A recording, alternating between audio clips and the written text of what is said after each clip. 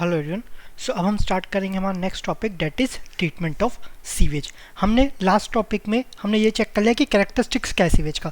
जब कैरेक्टरिस्टिक्स पता चल गया उसके बाद क्या करना है, उसको ट्रीट करना है और क्या बचा। ठीक है, सो ट्रीटमेंट ऑफ सीवेज में आता है, इसमें waste water treatment is classified into, इसको चार टाइप से क्लासीफाई किया जाता है। Primary treatment, preliminary treatment, primary, secondary, tertiary, ये चार रहते हैं।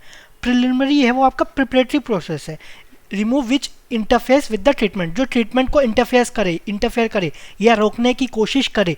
अगर ऐसा कुछ पार्टिकल्स या कुछ प्रेजेंट है तो वो आता है प्रिलिमिनरी ट्रीटमेंट पे या प्रिपरेटरी प्रोसेस। ठीक है, ये हम इस पे डिस्कस नहीं करेंगे, ज़्यादा इतना इंपॉर्टेंट है नहीं। फिर जो टर्शरी ट्रीटमेंट है for recycling and reuse of waste water, ये भी इतना इंपॉर्टेंट नहीं है। मेन जो है आपका प्राइमरी और सेकेंडरी। प्राइमरी क्या है, सेटलेबल ऑर्गेनिक मैटर आर रिमूव्ड, जो सेटलेबल ऑर्गेनिक मैटर है उसको रिमूव करता है, जो सेटल हो सकता है। और जो सेकेंडरी है वो सॉल्युबल बीओडी को रिमूव करता है। ठीक है, ये सेटलेबल ऑर्गेनिक मैटर, ये फॉर सॉल्युबल बीओडी रिमूवल। और टर्शरी और प्रिलिमिनरी इतना इंपॉर्टेंट नहीं है, तो हम मेनली प्राइमरी और सेकेंडरी ट्रीटमेंट पे फोकस करेंगे।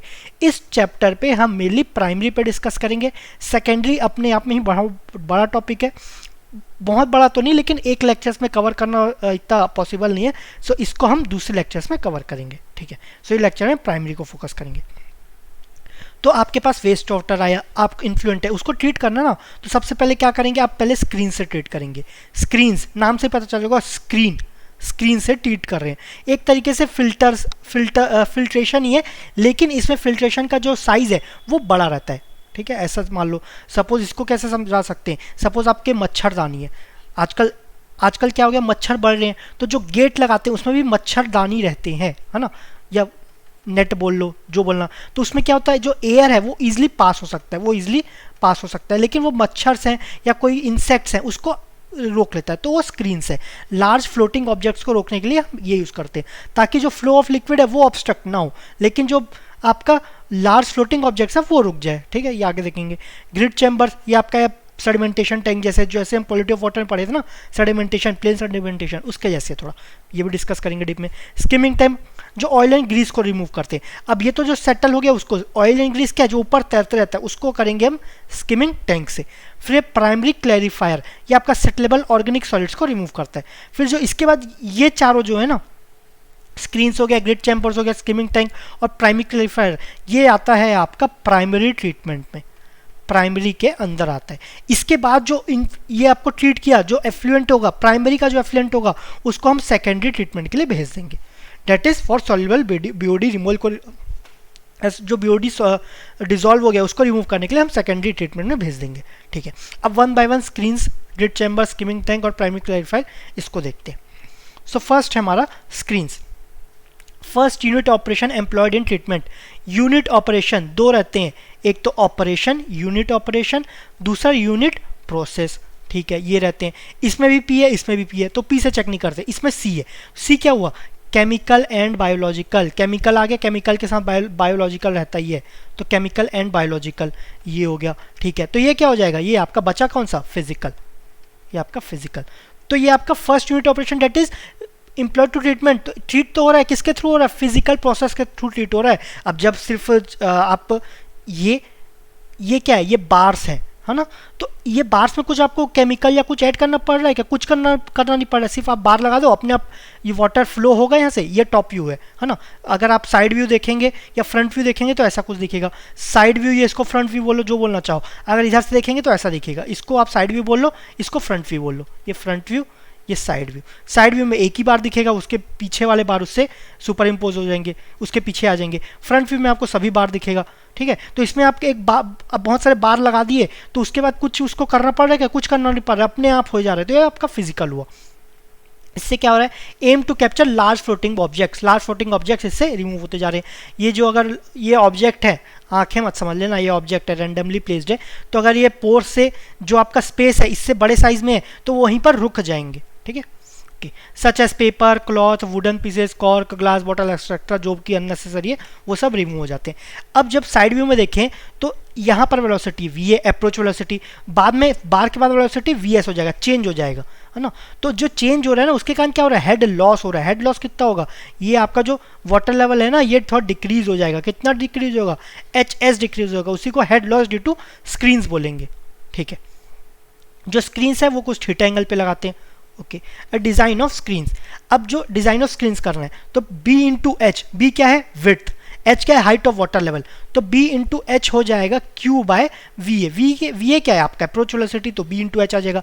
एच तो पता है height of the water, B क्या है सपोज यहाँ पर स्पेसिंग है, स्पेसिंग यहाँ ये एस से हुआ स्पेसिंग, तो बी हो जाएगा कितने नंबर ऑफ स्पेसिंग है तो n इंटू एस। अब कितने नंबर ऑफ बार्स है ये याद रखना, नंबर ऑफ स्पेसिंग अगर n है, नंबर ऑफ स्पेसिंग n है तो नंबर ऑफ बार्स हमेशा उससे ज़्यादा रहेगा, एक ज़्यादा रहेगा तो नंबर ऑफ बार्स हमेशा n+1 हो जाएंगे। तो n इंटू एस रहा, लेकिन ये आपका बार है इसको भी ऐड तो ऐड करना पड़ेगा ना b में, तो प्लस n+1 कितने नंबर बार्स का डायमीटर क्या है इंटू 5, तो ये आपका b हो गया, तो यही आपका b है। ठीक है, बी आपको पता है तो यहाँ से एच निकाल सकते हैं, जो भी निकालना हो इससे निकाल सकते हैं। ठीक है, वेयर एस हो गया size of opening, N number of opening, n+1 number of bars, 5 diameter of bar, है ना। अब हेड लॉस निकालना है, हेड लॉस थ्रू स्क्रीन्स, कितना हेड लॉस हो रहा है, तो हेड लॉस को इसको थोड़ा अलग लिखते हैं, हेड लॉस को क्या किससे डिनोट करेंगे एच, ये हो जाएगा वी एस स्क्वायर। ये कौन सा, ये आपका जो बार है ये अप्रोच वेलोसिटी था, बाद में जो वेलोसिटी है V S square minus V A square by V A square minus V A square by 2g into 1/0.7, ये आपका एच एस हो जाएगा।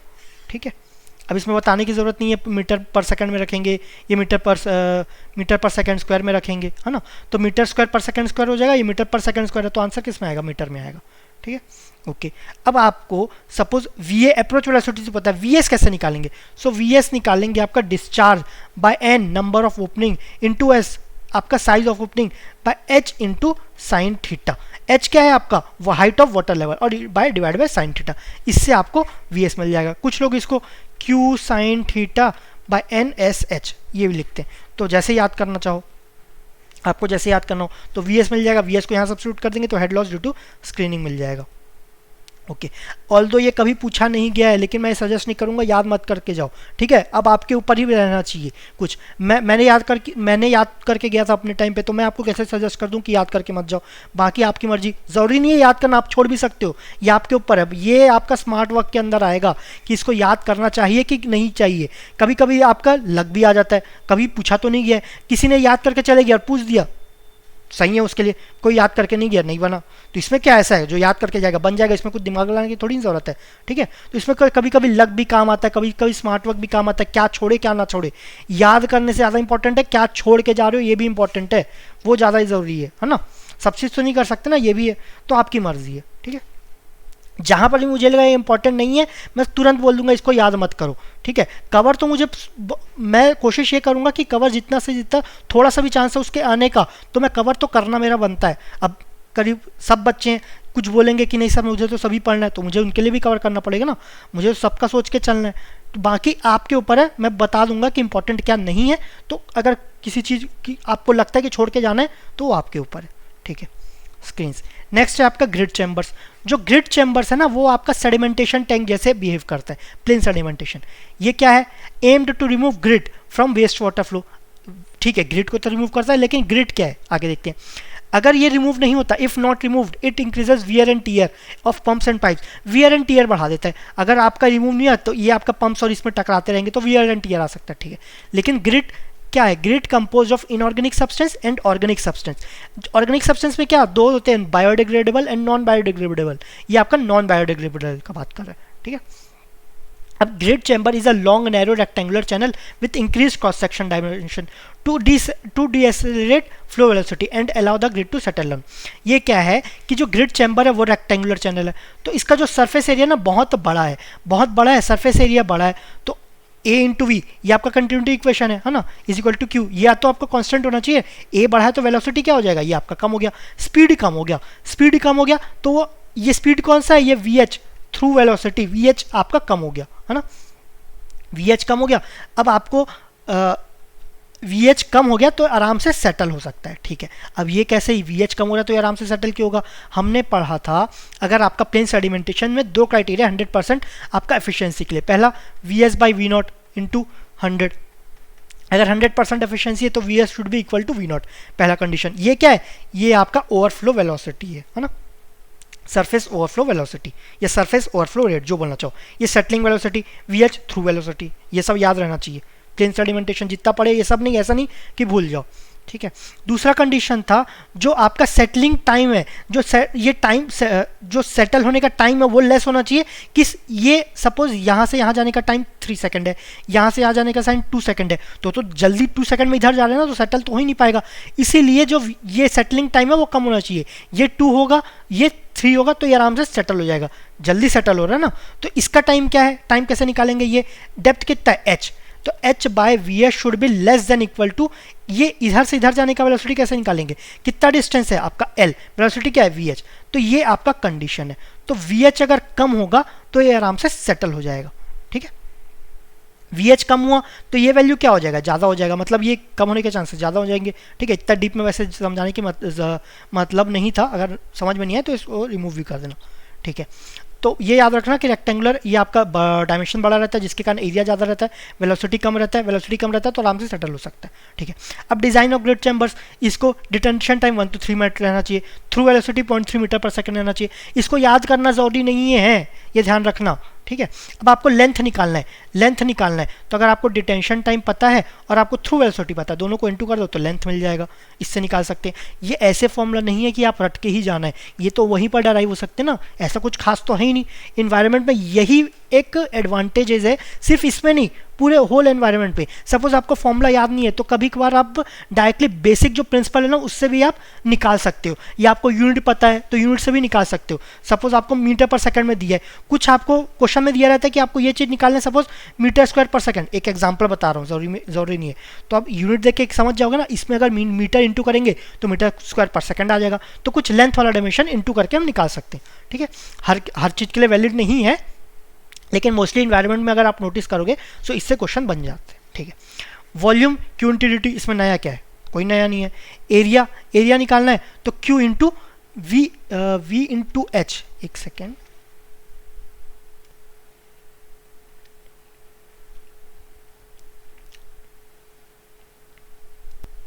Okay. So A area is equal to Q into V H, ये V H V into H नहीं है, ये V H है, इससे इसलिए कंफ्यूज हो गए थे। तो आपका जो एरिया है वो क्या हो जाएगा, क्यू इंटू वेलोसिटी, ये क्या है मीटर क्यूब पर सेकेंड, ये नीचे क्या है मीटर पर सेकेंड, तो इससे क्या हो जाएगा मीटर स्क्वायर आएगा, तो आपका एरिया पता चल जाएगा, ठीक है, ओके।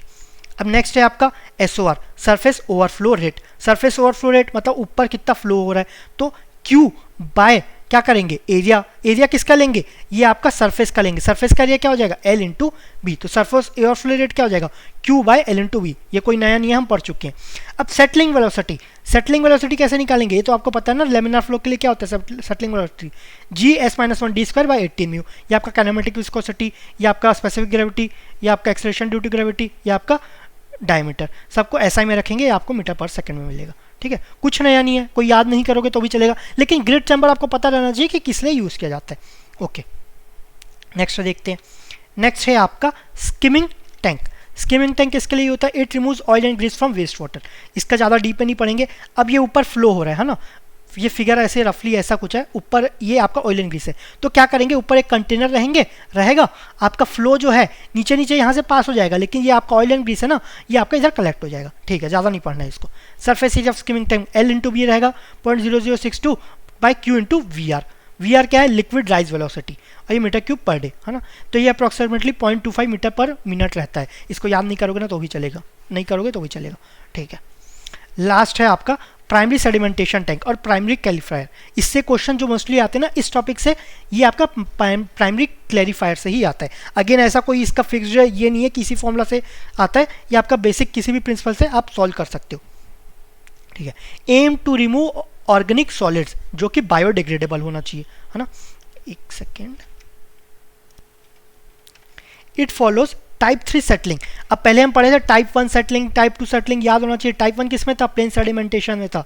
टाइप 2 किस में था, आपका कोगुलेशन फ्लोकुलेशन सेडिमेंटेशन उसमें था। टाइप 1 डिस्क्रीट के लिए, ये फ्लोकुलेशन के लिए, discrete particle, flocculated particle. Discrete में आपका शेप, साइज आपका और दूसरी प्रॉपर्टीज है वो चेंज नहीं होते थे, इसमें चेंज होते थे, तो ये सब याद रहना चाहिए। It follows type 3 settling, that is hindered settling, ठीक है। अब इसमें क्या है, 70 to 80% solids are captured, biodegradable organic matter है ना, वो 70 to 80% इससे कैप्चर हो जाते हैं। जो बीओडी रिमूवल है, इससे 20 to 30% रिमूव हो जाते हैं, ठीक है। ज़्यादा बीओडी रिमूव, इसलिए ये बीओडी रिमूवल के काम ज़्यादा यूज़ नहीं आता, मेरे लिए सॉलिड्स रिमूव करने के काम आता है। ओके, अब जो इसमें सपोज आपका टैंक है, सेडिमेंटेशन टैंक है, तो उसमें क्या है, पानी है, नीचे क्या है आपका जो सेटल हुआ है ना, ऑर्गेनिक सॉलिड जो सेटल हुआ है वो आपका स्लज हुआ, ठीक है। तो sludge settle solid should be treated before disposal, इसको डिस्पोज करने के पहले इसको ट्रीट करना ज़रूरी है। ओके, अब surface overflow rate 30 to 50 metre cube पर डे पर मीटर स्क्वायर होना चाहिए। डिटेंशन टाइम 1.5 से 2 घंटे रहना चाहिए। ये सब याद करने का नहीं है, फैक्ट्स है, मुझे इंक्लूड करना था, ठीक है। कभी क्या पता गलती से पूछ दिया गया, मुझे तो नहीं बोलोगे ना कि आपने नहीं पढ़ा है, लेकिन ये ऑल ऐसा कभी नहीं पूछा गया कि इसका सरफेस ओवरफ्लो रेट क्या रहता है, इसका डिटेंशन टाइम क्या से कितने के बीच में रेंज रहता है, ये याद मत करना, ठीक है, स्किप कर सकते हो ये सब फैक्ट्स। ओके, तो यहाँ तक था आपका प्राइमरी सेडिमेंटेशन। अभी तक हमने पढ़ा आपका, पहले हम पढ़े एक तो था आपका सबसे पहले स्क्रीन्स था, है ना, स्क्रीन्स, फिर आपका ग्रिड चैम्बर था, फिर आपका स्किमिंग टैंक था जो ऑयल एंड ग्रीस के लिए था, फिर आपका लास्ट था प्राइमरी सेडिमेंटेशन टैंक या प्राइमरी क्लैरिफायर। तो ये आपका प्राइमरी में था, ठीक है, प्राइमरी क्लैरिफायर ये आपका प्राइमरी ट्रीटमेंट में था। अब हम देखेंगे secondary treatment. Secondary treatment aim to remove soluble BOD from waste water. Soluble BOD को रिमूव करने के लिए सेकेंडरी ट्रीटमेंट यूज़ करते हैं। It is carried out by, ये दो तरीके से इसको ट्रीट करते हैं। साइकोकेमिकल ट्रीटमेंट मेथड ये कब यूज़ करते हैं, जब BOD by COD less than 0.6 है, ये वेरी एक्सपेंसिव है। दूसरा बायोलॉजिकल ट्रीटमेंट मेथड, ये कब करते हैं, जब BOD to COD greater than 0.6 है, जब ये ग्रेटर देन 0.6 है तो बायोलॉजिकल ट्रीटमेंट, और ये क्या होता है, वेरी इकोनॉमिकल रहता है, ठीक है। अब micro organisms are classified based on food consumption capabilities. Micro organisms को कैसे कैसे क्लासिफाई किया गया है, सो फर्स्ट क्लासिफाई किया on food consumption capabilities.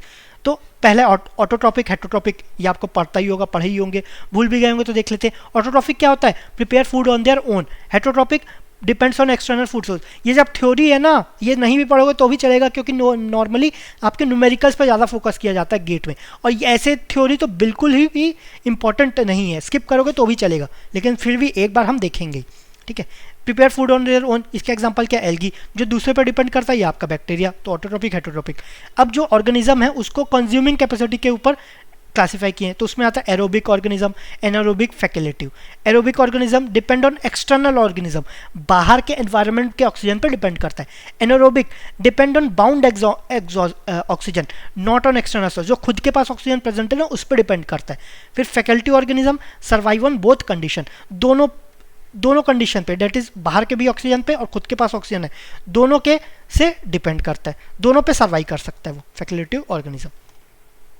Based on temperature resistance, पहला है साइक्रोफिलिक, मिजोफिलिक, थर्मोफिलिक, ये 10 डिग्री के नीचे पाया जाता है, ये 20 से 40 के बीच में, ये 45 से 60 के बीच में। मैं जल्दी कवर कर रहा हूँ, थ्योरी है जो इतना इंपॉर्टेंट है नहीं, तो फालतू का टाइम वेस्ट करने की जरूरत नहीं है इसमें।